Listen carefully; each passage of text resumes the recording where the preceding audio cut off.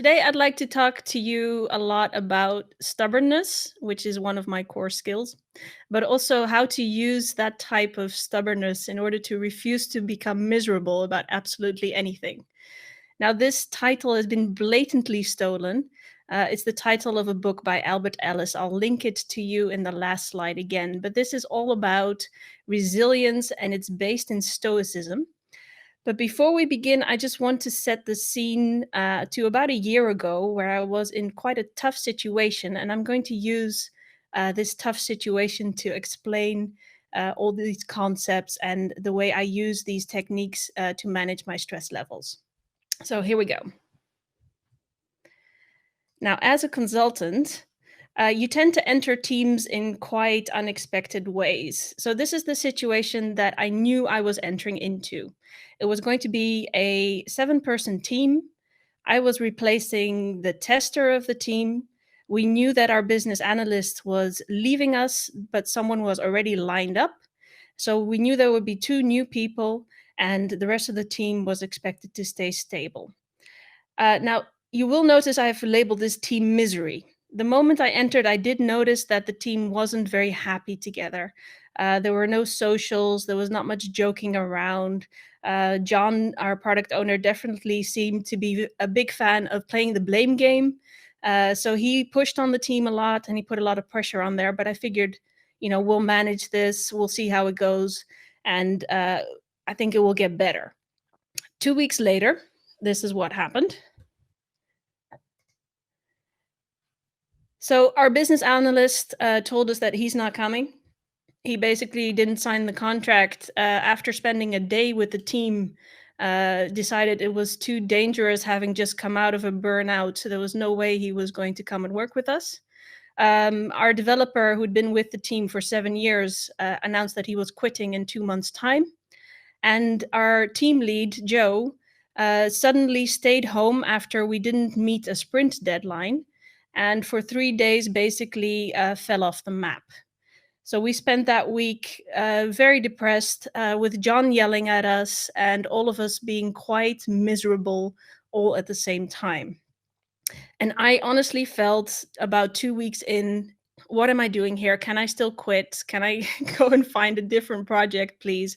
How am I going to now get out of feeling this stressed, this pressured, and also quite hopeless? Because when the person that has significantly taken the lead in a group and this person suddenly disappears, it can leave you feeling very without a way forward. So having Joe drop out all of a sudden and not communicate with us, which was a personal crisis for him as well. He felt, he told us later, personally responsible for not having met any of these targets.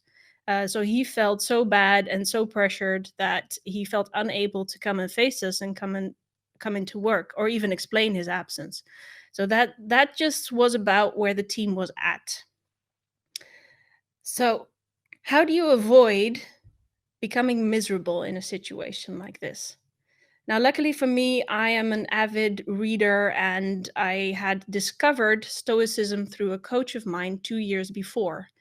Now, as things will go, when you're feeling good and you're feeling happy, you tend not to need any of these techniques. But once the shit hits the fan, so to speak, there are things that you can do to manage stress, to manage the way you're feeling, and to deal with the circumstances that you're in a way that is both virtuous and wise.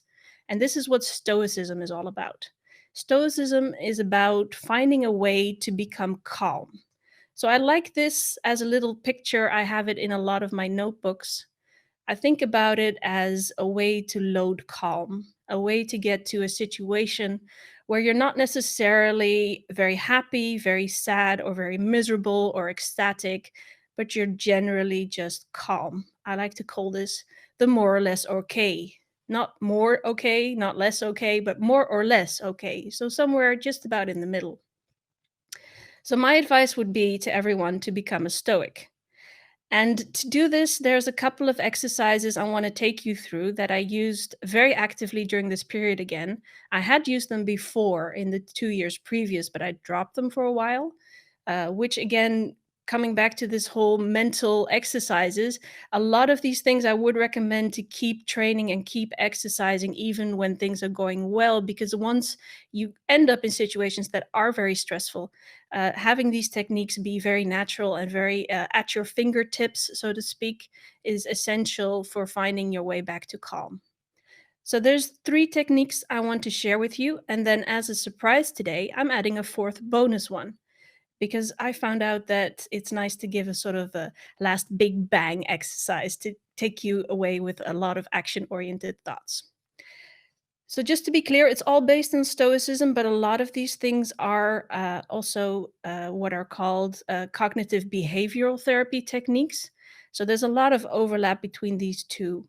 A lot of psychologists will also talk to you about the cognitive behavioral therapy things being rooted in Stoicism. Now, obviously, becoming a bit of a philosopher is not the same thing as going into therapy, but it's about these techniques that manage stress, and they are effective even when trying to implement them as an amateur. Now, this is not just me talking. There have been plenty of empirical studies that have shown that the uh, the techniques here do reduce stress in people. So there have been a lot of double-blind studies where people are adopting these Stoic techniques themselves, or they're combining Stoic techniques in combination with therapy. And generally, they have concluded that yes, this is a good way to manage stress. So there is a lot of science behind this one, which I find very important. I'm a skeptic by nature. Um, these are the things I want to take you through.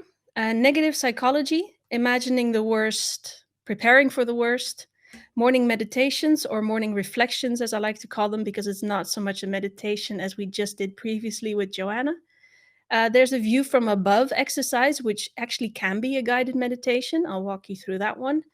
And then there's the concept of there is no better place to be, that we are shaped by our hardships and it builds our moral character.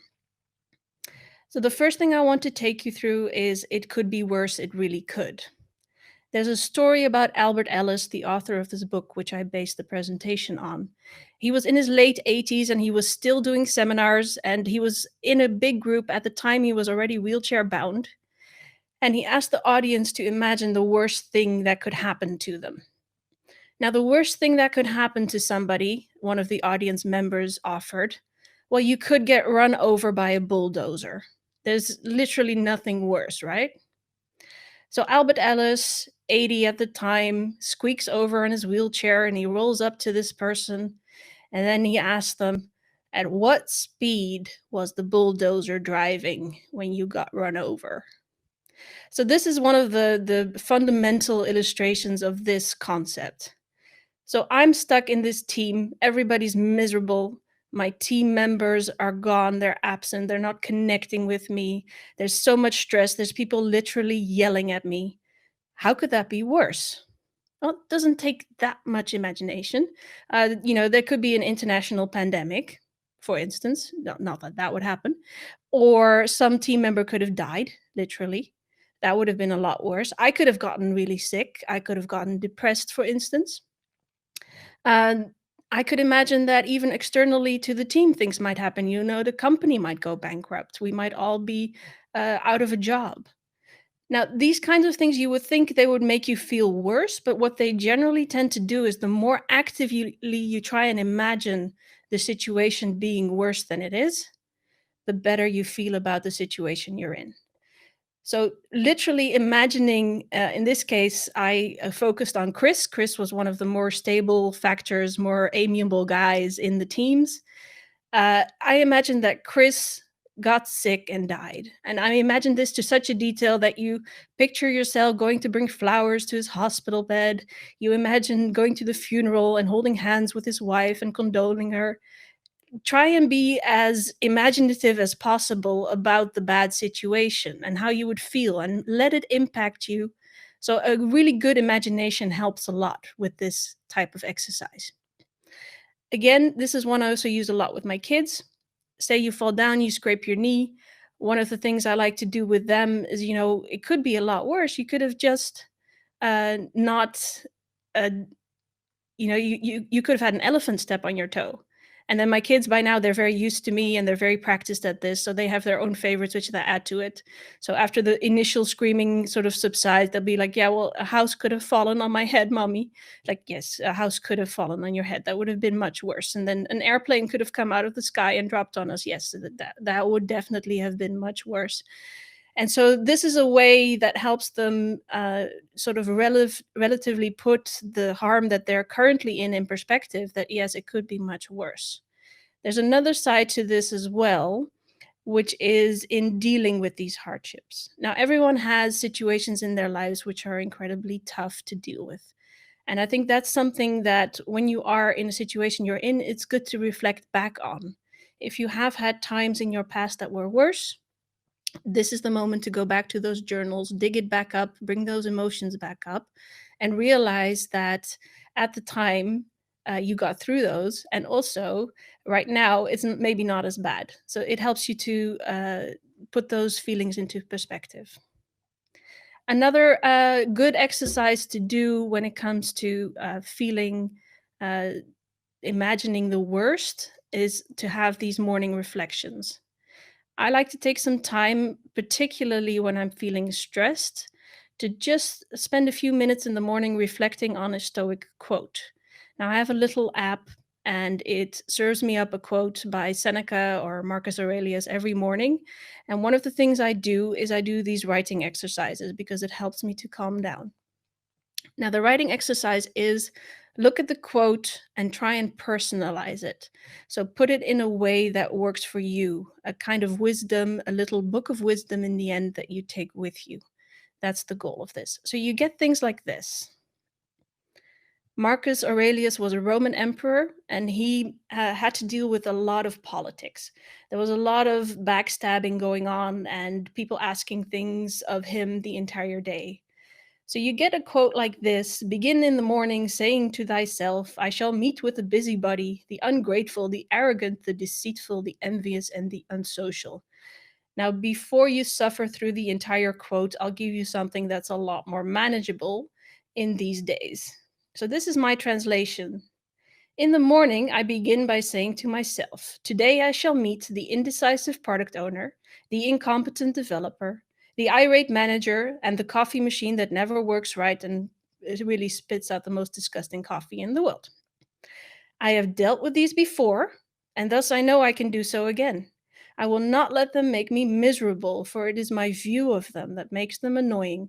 Again, I'll repeat this part. It's my view of them that makes this so annoying. And this I can change. I can decide that I am not annoyed by any of these things. It's within my power to do so. So, this is a way that I really like to be involved with the Stoic practice. Pretty much every morning, I'll take one of these quotes that my little app serves up to me and I'll translate them in a way that makes sense to me. And this is my book of wisdom, and I keep it with me at all times. So I would recommend this for especially the people that like to journal or to work things out on paper. This is a great way of doing that. At the end, I'm going to link you again to somebody who's very good at guiding you through this process. All right, so that's exercise number one. Not just imagining the worst that could have happened or imagining something that is worse, but also imagining yourself capable of dealing with them or changing your perspective on them in dealing with them. Then comes another exercise, and this is more meditative. Ik kan hierbij nog niet helpen. Google was just triggered. All right. The view from above, taking a different perspective. Now, in this case, it's an exercise of cognitively distancing yourself. Now, what this means is basically taking yourself right out of that most urgent emotional reaction and creating some distance to me. So the thing with this team, Team Miserable, is I want to try and make it as small as possible.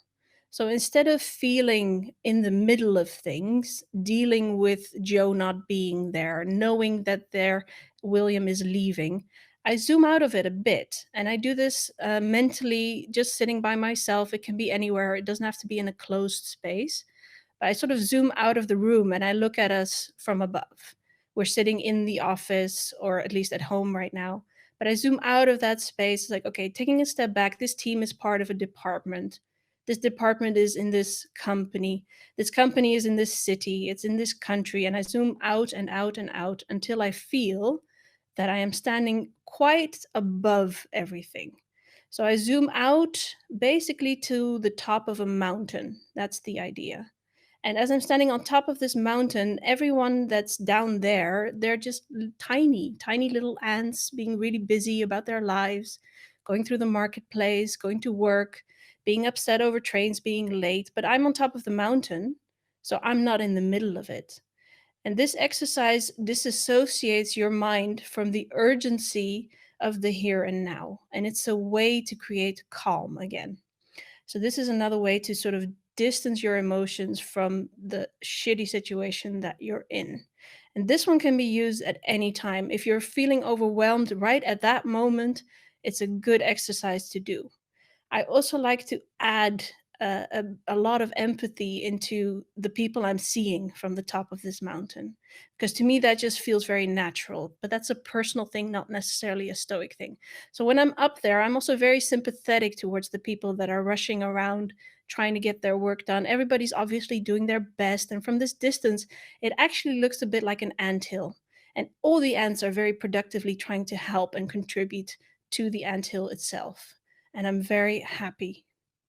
So it feels very calm. And yes, there is also a way of sort of backing out even more and going into space. But you have to think Stoicism at this time, so many thousands of years ago, did not have this perspective so much yet. But there is even more of a zoom out. Astronauts do talk a lot about this view from space as well. So looking at the Earth, at this beautiful, very zen blue-green ball just floating through space, not bothering anyone. But this is just to cut the tie between you and the emotions you're feeling at that very moment. So this is an excellent one to sort of use as a break on the day itself. Whereas the morning reflections, I would suggest doing those outside of work. All right, so that's the technique looking from above. Now, there's a guided meditation that I really like, and I've linked it in the post at the end, where it will take you through, like Joanna just did, and talk you through these steps of distancing yourself. And that could be something that works really well for you. Personally, I find I'm really triggered by certain voices when they speak to me, and this is a voice that I really like. But there is so much in there that is personal. So if that's not necessarily the thing for you, maybe tape one of your own or just walk through it yourself in your mind. It still works and it's a really useful little stress reducing method. The third exercise. The universe works in mysterious ways. And basically, this is finding acceptance that you are exactly where you are supposed to be. Now, this is a little bit more active, and it's more about thinking that you are now dealing with the situation at exactly the level of stress that you are capable of dealing with. So, this is finding strength in yourself. This is thinking about sort of you live, you learn mentality. And I put it into this little graph to sort of illustrate it to people. As you grow, especially in terms of managing stress and dealing with life situations, you sort of start out by dealing with some tough stuff. You have to find your first job, then you get some tougher stuff. Maybe one of your parents is ill and you have to caretake. Then maybe you have to deal with some ninja expert level tough stuff. Maybe there's an international pandemic going on and you have to deal with your kids and your cat and your husband 24/7. And maybe that's ninja expert level stuff, but you've been through the other tough stuff. So you are where you're supposed to be. Because if you weren't in these situations, then obviously you weren't growing, you weren't learning. And just by being in that tough stuff, that's going to make you such a ninja expert level tough shit dealer. So that, there's something to be really proud of there. Yes, life is really complicated. It's difficult. There are things to take care of. There's ourselves to take care of. And we are in this current international pandemic. But having gone through this, you'll be so resilient coming out of it. And that's something to be proud of because you are dealing and you are capable. So there's a lot of comfort in that thought. So when I was dealing with team misery, I took a lot of comfort from that, from thinking, well, this is my first job as a consultant, but God, every job after this is going to be so much easier to deal with because I'm now learning this level of resilience that's just unknown. People don't deal with this type of team miseries every day. This is ninja expert level stuff. I'm so proud of myself. All right. Now, a bonus. And this is an extra one I added after I gave the presentation the first time, because these three methods are about acceptance, they are about learning to be calm, they're about dealing with the internal emotions that you're in. But there's a very large component in Stoicism that is not so, I would say, passive. So there's a prayer that almost everybody knows because it's used by Alcoholics Anonymous, but it's actually a Stoic quote. It's based on that. And that is, help me accept the things I can and change the things I cannot accept.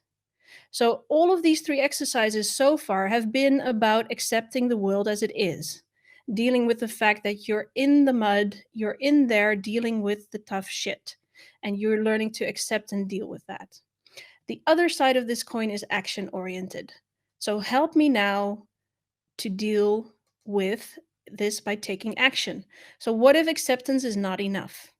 There are times when things need to change. And there's not the option of just sitting there being happy about the fact that you're now dealing with this tough stuff and being proud of yourself. I mean, it helps, but some things need to change. And there are reasons that in Stoicism, these two things are balanced. They're seen as a dichotomy. There is a lot to do with when do you take action? When do you accept people as they are? When do you accept situations as they are? So, what they recommend is then entering the arena. And this is a lot of echoes with Brene Brown because I'm a major fan of hers. But basically, she always says that if you're unhappy with the situation you're in, that's when you enter the arena. That's when you show up, you as your authentic self, and you go and you do battle. And this is the most active version I can think of. This is deciding that, okay, team misery, everybody wake up. I'm now going to tell you we are going to change. And we're going to try and do that. Spoiler alert, none of this worked in team misery, but I did decide in a few areas that I would be more proactive. So, one of the main things in terms of doing battle, which was very scary for me, is I went face to face with Joe, our product owner. The first next time that he yelled at the team, I took him apart, we went into a room, and I told him, if you ever speak to me that way again, there's no way anybody's ever going to listen to anything you say. And we discussed it, we talked about it, it worked out really well.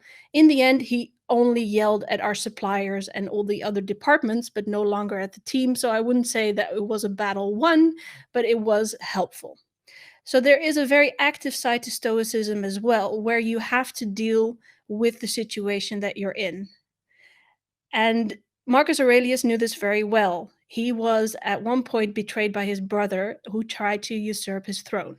So he knew very well, and there's some wonderful quotes about accepting the humanity of his brother, the folly of wanting what he wanted, being very clear that obviously his brother was still doing his best and he was very accepting of that, but he still had to go and take his army and go and put down the rebellion.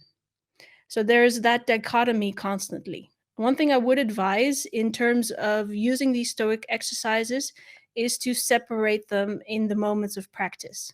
You don't want to be both trying to accept the overbearing, yelling product owner and at the same time be thinking about how you're going to take action to change that type of behavior. So you want to separate those two in time, if not in days, so you can balance that stress management. So in the end, this is what it's all about, right? The happy ending. Well, this is life. There are no happy endings. And the Stoics are very clear about that.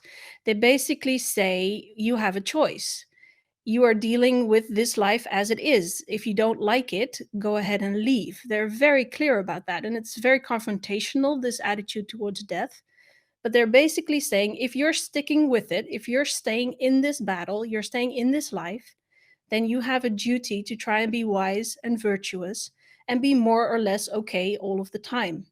If you think you can't, and the only rational option for you is to not, then go and do that.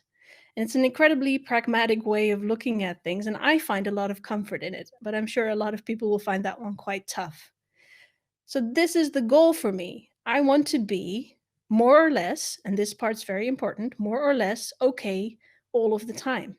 That doesn't mean I don't get sad. It doesn't mean I don't get annoyed. I really do. It doesn't mean I don't get frustrated or angry or happy or ecstatic, but more or less, most of the time, I'm very calm. All right, here's a wonderful little bonanza of links and quotes and stuff for you. The first one's my favorite site, modernstoicism.com. The one below that is the hyperlink to the meditation exercise. There's a conference coming up in October. It's going to be virtual this year. It's going to be my third time attending. It's absolutely wonderful if you want to sort of get an introduction real quick, StoicCon 2020. There's also a really great Stoic week, which is coming up. It's usually in November. This one's awesome, guys, because what they do is they send you a questionnaire with about 160 questions on it. I'm slightly exaggerating, but they measure how stoic you are at the moment. And then you do these exercises with them for a week, and then they measure how much more stoic you have become. I'm a big fan of science, so I love the fact that this is measurable.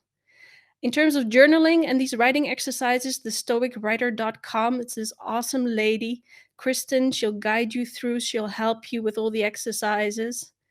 In terms of books, there's How to Think Like a Roman Emperor by Donald Robertson, and of course, How to Stubbornly Refuse to Be Miserable about Anything about Albert Ellis. Yeah, I see I haven't put the app up there, but I'll quickly look that up for you. It's called The Stoic, is the app that I use. It just serves up one quote a day. It's quite basic, actually. Although the Stoic writer will help you out with that as well. They'll send you an email, and they do tend to work in themes, which I like. So there's that. All right, everybody. I want to thank you so much for your attention. If you do want to reach out to me, I'll be hanging around in Gather Town, of course. And you can tweet at me or just email me or anything like that. Also, at some point, I'd really like to set up a modern stoa in the Netherlands. It's sort of one of my mini dreams. So if anyone's interested in that, look me up. We'll do that. And now I have time for a few questions. Thank you so much. And I noticed your question about John's resemblance to a certain historical person. I don't know why he decided to do that during Corona. It was he all of a sudden he grew the little mustache and he kept with it. We kept joking to him about it, but he was quite oblivious to any feedback on how he was looking. So I think that was part of his charm, like not being very good at responding to how people felt about the way he acted or looked. That's one way to put it. All right, what happened with Team Misery? Yeah, I get this question a lot. In the end, 4 people left. So it started with me replacing a team member, and then 4 more people were replaced. So we only had John and Joe left as original team members. And we got better as a team, not so much as a project, but as a team, it did improve with the new people. And in the end, we completed the project, and that was it. The money was done, and there was no way to continue. We wanted to. We saw finally we were making progress, but yeah, we had a little, as you call it, borrel. So a little meeting with some beers, and the product owner was again asking us about why certain issues. He was still blaming, trying to find some culprit for why certain issues had gone wrong. And this is a month after the project ended. So yeah, Team Misery, it's a good thing they are no longer there. It's stopped now. All right. Next Then question. we have another one from Veerle. First, apologizing. Don't apologize. Everything is perfectly fine. So how did you get into Stoicism? Interest. Yeah, Stoicism, I think, is making a really big comeback right now during the pandemic. So it's not a niche thing anymore. But when I started out 2 years ago, certainly almost nobody had heard of it. For me, I was guided into it by a coach. I was in a tough situation at a previous employer. a manager I was having trouble dealing with. I think a lot of us have that in our past. And he pointed me towards these techniques. Yeah. Cool. Then we have one more question. I'm not sure what it means. I'm missing some pop culture or movie culture.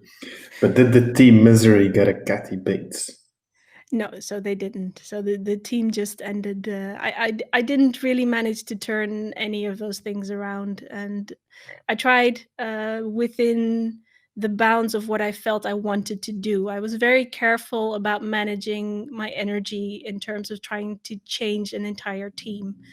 I did feel very responsible for it, especially having come from other places where usually I am the social glue within a group. But I was very careful about managing how I did and didn't try and help this particular team.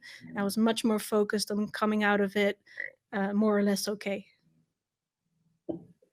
Okay, thank you very much.